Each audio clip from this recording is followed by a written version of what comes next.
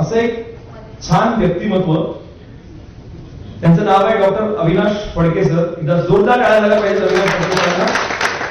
इथे येण्यापूर्वी मी थोडक्यात त्यांची ओळख देतो. खूप मोठं काम आहे, माझ्यासाठी चॅलेंज आहे की मोठं काम शॉर्ट मध्ये त्यांच्याबद्दल सांगणं. 1963 मध्ये शिवाजी पार्क मुंबई येथे छोट्या प्रयोगशाळेतून सुरू झालेला प्रवास आज भारतातील अत्याधुनिक निदान केंद्रापर्यंत पोहोचलेला आहे.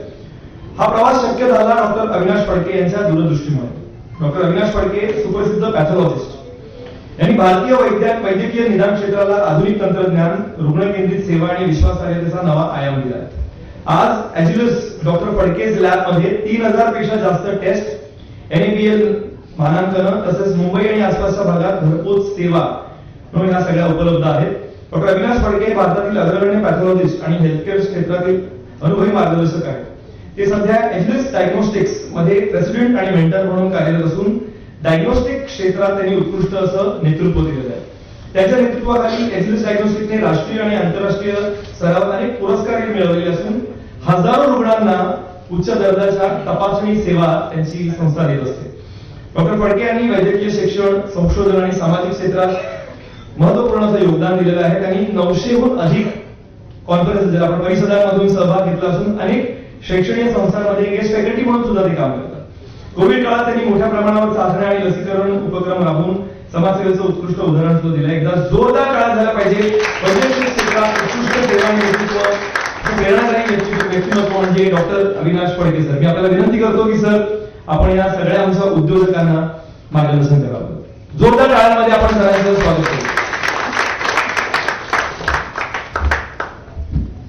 पहिलं म्हणजे सगळ्यांना नमस्कार. अमित आणि रचना वाजपेयी यांचं खास कौतुक करत त्यांनी तुम्हा सर्वांची जी रिकॉग्निशन ऑर्गनाइज केली की तुम्हाला प्रत्येक ब्रँडला, प्रत्येक उद्योजकाला आपल्याला रिकॉग्निशन मिळाली की बरं वाटतं.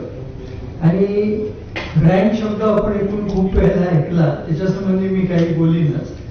पण अगदी थोडक्यात मी डायग्नॉस्टिक क्षेत्राविषयी 2 मिनिटं बोलतो. पहिलं डायग्नॉस्टिक क्षेत्र आपल्याला असा समज असतो की म्हणजे आपल्या लिव्हरची चाचणी किंवा कोलेस्ट्रॉलची चाचणी, शुगरची चाचणी हे ठरवलं जातं.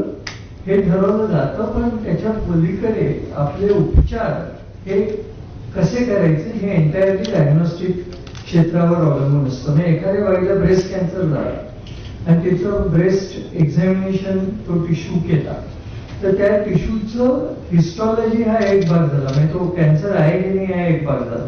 त्यातले कुठले रिसेप्टर आहेत, त्याच्यात मॉलिक्युलर पॅटर्न काय आहे, त्याला हार्मोनल रिसेप्टर कुठले, याच्यावरनं तुमचा ऑन्कॉलॉजिस्ट ठरवतो की कुठली ट्रीटमेंट त्या बाईला सूट होते. एकाच टाईपचे 2 ब्रेस्ट कॅन्सर 2 स्त्रियांमध्ये सेम ट्रीटमेंट नसते.